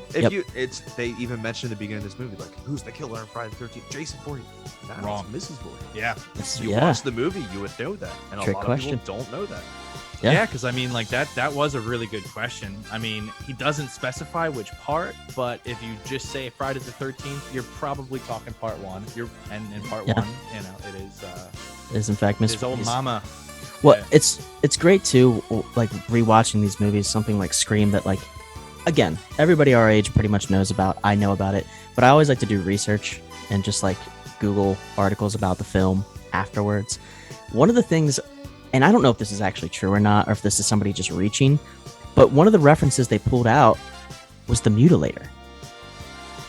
Wait, what? So, and this is where they pulled it from, was when Drew Barrymore's on the phone. Yeah. And he's like, "You hang up on me, I'm gonna gut you like a fish." And it was Oh, apparently a reference to shit. the fact that in the Mutilator, all way. the killings are people are being gutted the whole Yeah, time. they are. Which- Yeah, because he's a fisherman.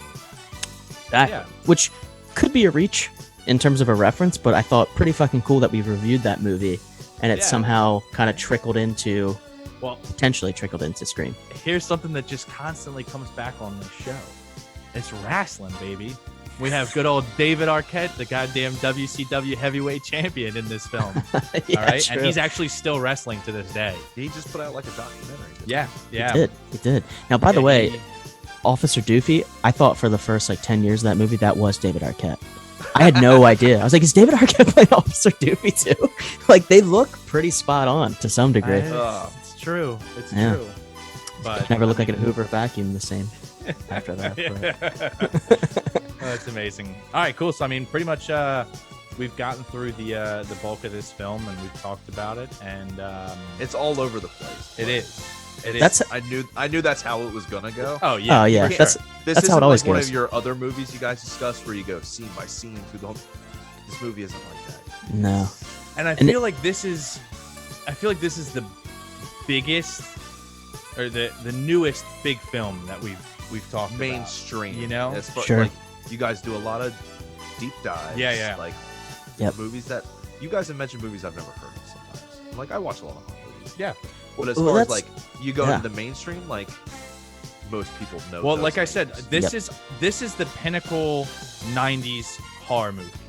I mean, you know, I I'd guess say between this and I Know What You Did Last Summer. yeah, That's Yeah. 90s right there. yeah. Absolutely. Yeah, which you could consider that a slasher to some degree, Yeah. couldn't you? Oh yeah, It I mean, is. yeah, because it's a whodunit kill. You know, it's a Classic whodunit. classic whodunit. And I mean, like that's the slasher mentality. I mean, that's like a hand in hand thing because if you always have a detective force or a police force that's always you know who fucked on it. You know what I mean? Right. So, And Trox, to your point, man, I think that's what's great about this podcast, but it's great about horror movies in general. There's just, you can't see everything.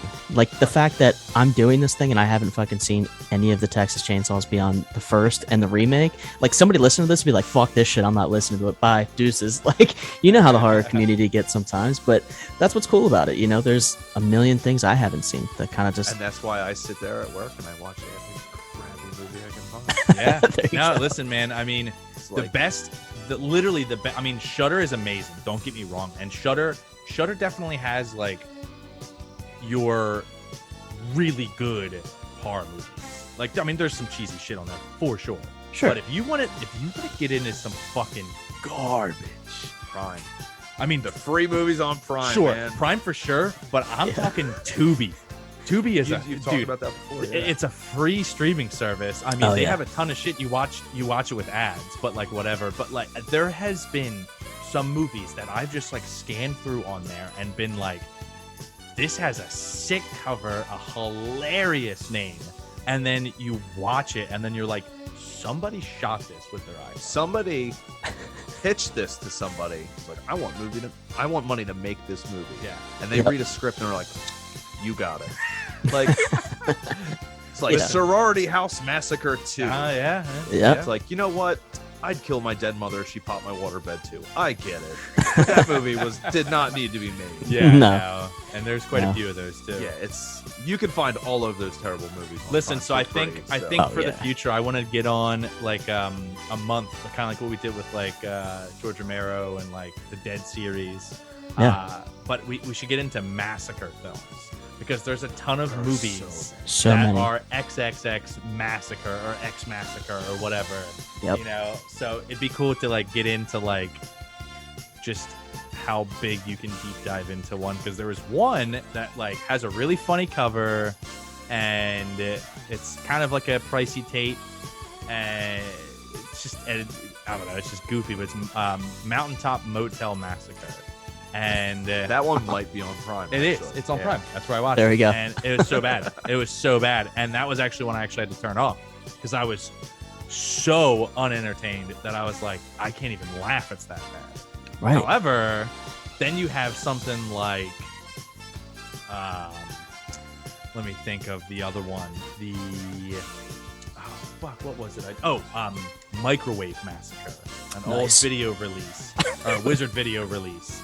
And then Midnight Video as well. It's a super expensive tape. Shit goes for like at least 500. Was it like when they put out microwaves and they were like, yeah, we're gonna Okay, fuck. so You buy the movie and you get a free microwave. Sick. Oh, that's awesome. Holy fuck. The whole movie is about this construction worker that hates his life, and he comes home and his wife, who's kind of mean, but like she's got a good heart. You know, she cooks him dinner and everything. There we go. She buys this huge industrial microwave that looks like an oven, basically, but it's huge. Like the door is like literally like this big, and it opens like this. And he just like he kills his wife one night and then microwaves it. Fuck. And then Here's like that's the movie. What's the kill scene where the dude's head gets put in the microwave and it like explodes? It's a bigger movie too, and it's a microwave kill. Yeah, there's It's like a revenge. What the fuck is that? Because he's like laying down on like a, I don't know what you call it, not like a gurney. It's an actual like piece of furniture, and his head is like sticking like kind of in the microwave, but the door is open and they turn it on, and he's like and explodes, and it's like a major movie. I can't think of it. I mean, I know in Rabid Grannies that I just watched last night at the drive-in, there's a head like a almost like the Blade, how they like their head gets big and explodes. Yeah. But yeah. Fuck. Either way. So I'll text you later about it. Probably it'll come to mind at like 7 o'clock. Something else to point out about Scream. Yeah. There are no boobs in it. Yeah, None. there's no nudity. You finally get a horror movie. Does this get an R rating? Yes, it is. It does. Yep. Yeah. Wow. No nudity. That's how you know a movie was made in the 80s. If you don't see boobs in the first 5 minutes. We talked about 'cause Chud. Bras haven't been invented yet, obviously. Oh yeah. Oh yeah. Right. No, but that's no. how you can tell it's going to be like a classic 80s horror movie. Yeah. Sure. And I feel like the 90s kind of changed that. Yeah. Yeah, they got away from it quite You a didn't bit. see as much nudity. Or it was Granted, always I'm implied. sure standards probably got stricter and stuff like that. Sure. But you took that one element of horror movies out. of the Yeah. equation. Yeah, that's true. And it's funny to be cool because I mean there's multiple times where it can happen. I mean shit, there's even the Halloween scene in Scream where They're like, it's coming. Yeah. Linda I think. Yeah. Linda and Bob.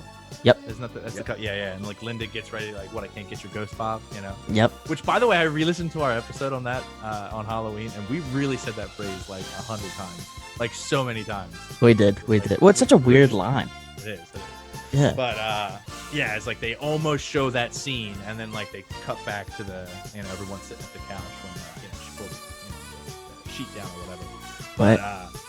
But that is something crazy to point out. I mean, that's pretty much a staple for a lot of horror movies, to be honest. To a Gratuitous fault nudity, sometimes. sex scene. Yeah, I mean, Sure. there's Once again, Scream changed it. Scream, And it was always changed the game. implied because there was a couple scenes where it was like, oh, it's gonna happen. There's and a then scene where Sydney full flash. Yep, right in the Or beginning. There's the Yeah. scene where The they're action. about to have sex. She takes her bra off. Yeah. But you don't see them. Yep. Right. Yeah, and honestly, I think that's tasteful. Even a lot of the kill scenes in this movie, they don't show him. Yeah. It's all No. implied. Yeah, and Yep. then it's implied. There's a lot of off-screen kills, and there's aftermath shots, which is always cool. You know, because like you have Steve, you have Casey in the beginning. You get to the end where they're stabbing each other. That's the most gruesome part. That's of the whole gnarly. Film. Yeah, that's rough. That's super cool. And then like probably my favorite part of the movie is Tatum's kill with the garage door. Oh, the garage. Dude, I forgot I even say this. So that movie in that particular scene fucked me up with garage doors. Especially, I would get panicked. I would like literally panic when a garage door was coming down and I was trying to like sneak through it. Yeah. I get so like it's like a claustrophobia thing with when a garage door. I was holding the button, but I'm like, that can't happen. That was what I've been like waiting to cut and say. I've always hated that scene because like that would never pull her up. Yeah, nope. It would not support her weight. Yeah, and like granted, it's the '90s, and like having a garage door that was automatic, but the switch was, you know, you were hot shit. But like it would never work. There were definitely like safeties. Like, always bothered. Yeah. So like, fuck. But it's weird as like we got Mythbusters that shit and just like do it ourselves. Yeah. Just stick me on. I'll just in the doggy door and see if it'll do it. Yeah. Well, it's weird though. Watching it at a young age, it fucked me up, and it's always made me anxious about garage door. I mean, when you're young, you're like, "Fuck, yeah." Yeah, dude, and it's still like this weird thing, this like trauma that's embedded in the back of my head, where I'm like, "There's a garage door." How many garage doors with doggy doors have you been around? Because I don't think I've ever seen none. One. It doesn't even need to be. It's just the garage door itself. I'm like, I just think of Scream, and I'm like, oh, who knows, dude. Come to think of it, I don't think there's a single dog in that movie, so I don't know why they have a doggy door. You know what else is funny about that scene? True. Is Ghostface just walks back into the party as Ghostface. Dude, oh my god. And he's just like the way he tilts his head, because obviously there's no dialogue when they're in costume, but like he like tilts his head and he's just like, there's probably like a cut scene somewhere that shows it's connected to like a laundry room or something. Oh yeah. I read an article last night that said there are certain deleted scenes that I think you can find in probably like, I don't know, the fucking DVD extras or whatever that do allude to some, like, I don't know if it alludes to some of the kills that come up or like the aftermath of things, but I'd be curious to know if there's anything post that scene where he just slides back in. That's always my favorite part of watching this is trying to figure out which one is it doing each kill. Like, is this Billy or is this Stu? Yeah. And trying to figure out which one it could that's be. why it's such a cool thing, because you watch it all the way through. And you watch it as like Stu's this like innocent, doofy, you know, like crazy friend, and then like Billy's like, you know, the badass that like has weird energy. But then you find out like both of them, and it's like little mannerisms, like the scene where he chases her to Dewey's police jeep, and she's locked in there and locking the doors. And there's the scene where he has the knife and he just taps the glass to show he has the car keys. Yep. Like that's something Billy would do. Oh, not Stu. Yeah. So it's like little things just by the mannerisms, like, ooh, which one is it? Yeah. You know, yep. Yeah. And it's cool because then now, like, you know, I've seen it a bunch of times, but like now going back, like you're watching the film as you know that it's Billy and Stu. Oh yeah. And then you're watching the things they do way too closely now. And you're just like, damn. Like, that's what I like about it. Yeah. And then you get into the second one, and you're like, well, which one is it? Right. And like, that's why these films are rewatchable. 1,000%. And talking on movies that are rewatchable, the Bad Taste Video guys just did an episode on From Dusk Till Dawn, and the consensus pretty much of their opinion towards the movie was it's not a rewatchable film. What? I mean, sorry, I don't mean to get it. It's a two-part film. Robert Rodriguez directs. I mean, go listen to their episode. It's good. Tyler, you do the same. But I will. It's a good episode, and they do kind of break it down to where it does make sense, where it becomes, in theory, not that much of a rewatchable film. Whereas this, you can rewatch this over and over again to watch the mannerisms, like you were saying, Trox, of Bill and Stu, of the things they're doing throughout the film that just makes them more cynical and, you know just fucked up. Well, one scene that I never caught wind of, was when I believe it was, I think his name's Kenny, is the camera guy, right? By the way. Yes.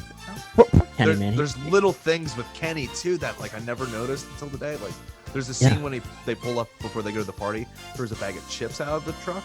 It says reduced fat on it because Gale Weathers is constantly calling him fat ass. Shitting on him. Time. That's right. Okay, so thank you for pointing that out because I was wondering why that was a big focal point. I don't know why, but I noticed it said reduced fat on the bag of chips. Oh, because it's the white hers bag with the blue. Right. And like that's how you know it's reduced fat. Yeah. And it's because like the last scene you see them together, she's like, "Move your fat fucking ass." Yeah. Like she always yells at her cameraman, so but it's like I was wondering why that was a focal point. Yeah, so now okay. Clicks. Yeah, there you go, man. It's like these little things. But I didn't mean to cut you off. No, but that's a great point. It's a great point. And then there's one when they get to the party and the door's closed and you can kind of see the background through like the slotted holes in the door. There's a knock, but I forget who ends up when they open the door. Who's actually there? When I think it's Dewey is the one who, when they open the door after the knock, he's the one who appears. Yeah. But if you look really closely at the person who's actually knocking, it's Ghostface. Like Ghostface knocks and then shoots away after that. Oh shit! So it's very. Never noticed that. I noticed it last night watching it. I mean, it looks like Ghostface, to be fair, because again, it's through these little tiny slotted holes, so it's hard to make out everything. Yeah.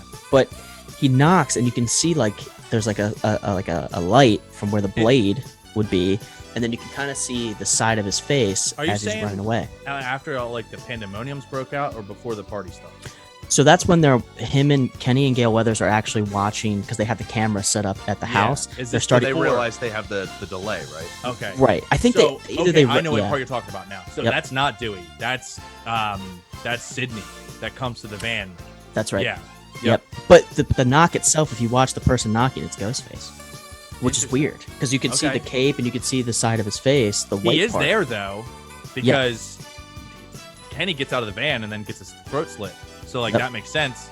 So even that scene too afterwards when he gets killed is kind of funny when Gale's driving the van and it's like covered in blood, and then Kenny kind of drops down onto get off the fucking van. I think she says like, "Kenny, I love you," or like, "I'm so sorry," or something like that. Yeah. She drives into the tree. Well, the funnier part in that whole thing is when Jamie Kennedy pops up Randy. He's like, "Hey!" And then she's just beating the piss out of him with the fucking phone. And he's like, "Oh!" Like, just getting fucking beaten. And then like you see him when she pulls away in the van. Like you see him like just like fucked up on the side of the road. That shit is so funny. But like I also thought like the whole car crash of the van was like really funny too, because it's like Sydney's there, she's like, "Look out," and then like all of a sudden like fucking Gale just runs this whole thing up, doesn't decide to hit the brakes at all. She's just like, "Faster, let's go," It's kind of like It's kind of like watching when we watch Barb in Night of the Living Dead, when she just kind of trails off in the vehicle and does like nothing to stop it. It's kind of the same thing with Gale and Scream. She just lets it run. You know? Holy shit. Yeah, that's a good comparison. But so Trox, we as you know, we like to rate these things. We like to talk about them. So I'll let you go first. Out of 5 stabs. 5 stabs. Yeah, I think that applies. The movie Stab, especially so, Stab. Yeah.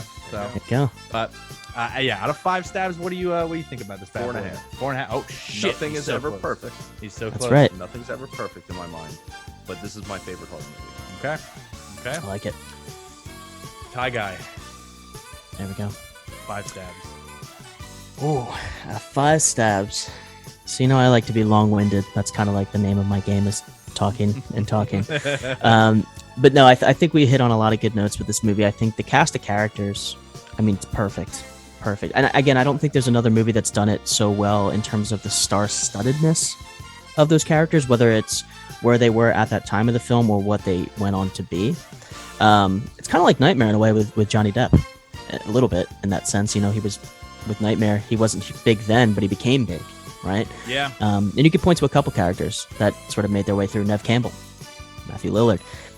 Not to get off on that tangent, right? But I think the dialogue, the storyline is so well developed that, again, as we talked about, it kind of creates its own world that can't be duplicated outside of what the sequels are already doing. I think it encapsulates sort of, as we talked about, the last great franchise in terms of a slasher film that's been done since. For me personally, I think this movie is just pure entertainment through and through, from a comedy perspective to a horror perspective to a thriller, anxiety-ridden perspective. that I don't think anything's done it as good since, or even before, arguably. Quite honestly, I would give this 4.25 stabs out of 5. 4.25. Cool. I like it. And for me, like I said earlier, I think this is the pinnacle 90s horror. If somebody says to me, it's like, what's a nostalgic, you were growing up filming, granted, I was 2 when this came out, but, you think about 3. 90s horror. Yeah. So you think about horror in the 90s, this is the first thing that I would suggest to anybody. You've probably heard of it. If you haven't seen it, make sure you do yourself a favor. Go watch The Thing. Like I said, all of the Screams are all on HBO Max. They're rentable on all the other Prime, Vudu, whatever. But I would say, in addition to the points you made, that this has not been duplicated. I don't think it can be. And I think this deserves... I don't know, man. I think I'm going to give this a 5 of 5. Woo! I think I'm going to. And I think the reason I say that, and this is only the second film on this podcast that I've said it's a 5 of 5. Yeah. Texas being the other one. And the reason I say that is because Texas changed horror, in my opinion, at that point in time. Halloween For You, it changed horror, and I do agree with that. But I think this really shifted a lot of weight for where horror went from. I think it brought a new generation to the horror genre. And I think it brought in it brought in a new generation into the way horror is directed and produced and things of that nature. Is your house falling down? No, that's a plane. Oh my god, that was holy shit, that was loud. Right? I thought it was gonna crash into me. Yeah. We're good though. But I think that this also was like for pretty much anybody born in the 80s that missed the wave of 80s films that were coming out.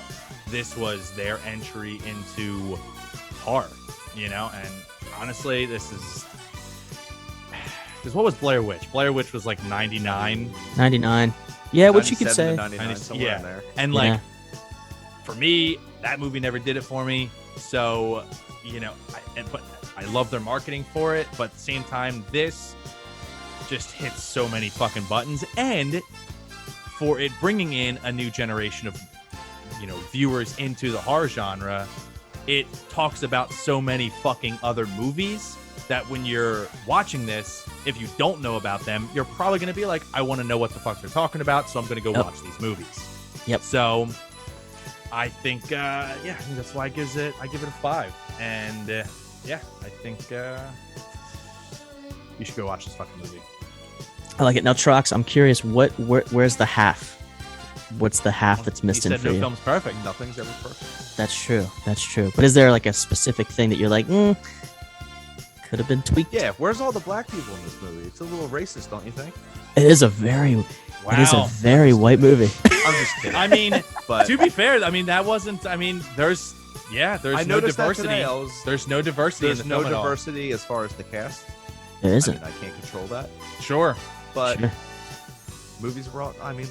Look at Chainsaw. Look at Friday the 13th. It was the same way. Same deal. Sure. Same deal. Oh yeah. True. A movie made today would have a much more diverse cast. Yeah. Yeah. Matthew Lillard. But also, if you got to follow the rules, you got to go by who dies first. Sure. So That's true. Sure. That's true. Yeah. Good point. Yeah. Live by the movie standards. There you go. No, Well, I think it's a great movie overall, but I'll never give anything 5. I like that though. I like that as well. I think that's noble, and I think that is to be fair, no film is perfect. There can always be something that can, any viewer and probably director after it's been out for so many times, some length of time can look back and go, man, I wish that we fucking didn't do that or did this instead, but weirdly enough, looking at time, it's going to be 25 years since that film came out. Think about that. 25 this year. Yeah, in a couple months. Shit. Yeah, that's crazy. Yeah, when was the when did this come out time wise? I know it was 96. I don't know what month. Yeah, I don't know. Try to figure that out. But either way, yeah, I big fan. I think that this was a lot of fun to watch. Yeah. And let's see, Tyler. Yeah. You wanna do the thing? You said you were gonna do it last week, but it's fine if you need me to do it again. It's fine. I got it. You got it, buddy. You got it. I opened, you close. By the way, there's also I think like fucking Hiroshima Part 2, Nagasaki Part 2 is happening above my ceiling right now. So be careful. All right. Yeah, I don't know. Be careful. Yeah, thanks. By the way, did you get a fan in there yet? No. Well, I got the one up top, but you know, there's a ceiling fan. It's kind of like my little sauna. I just kind of sweat it out in here a little bit, you know, lose some pounds. Fair. Talk about horror movies, get all hyped up. Yeah. Well, listen, the entire time we've been chatting this up, Tyler, I think you've been drinking seltzers. It looks like it's a sparkling water, Celsius Live Fit. I don't know. My wife bought it, and it's like it's just water. Caffeine. Yeah, it burns body fat. Apparently, Is it the accelerates. orange one?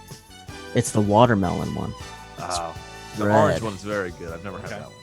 Really? Okay, cool. Yeah, it works. I like it. It's like it burns body fat, accelerates metabolism, essential energy. Well, Tyler, I'm going to say that. Listen, I'm going to say you're slacking because Trox and I have been over here sipping on Camp Crystal Latte. And fuck. Speaking of that, if you go to their website, campcrystallatte.com, and use code Tapehead, you'll get 15% off your order. It's a great combination of horror and coffee. And we talked about Scream today, and they have the Woodsboro blend with some dope-ass Ghostface artwork on it. So make sure you go check that out. There's bundles that they're doing right now, T-shirts, coffee mugs, coffee, the whole nine.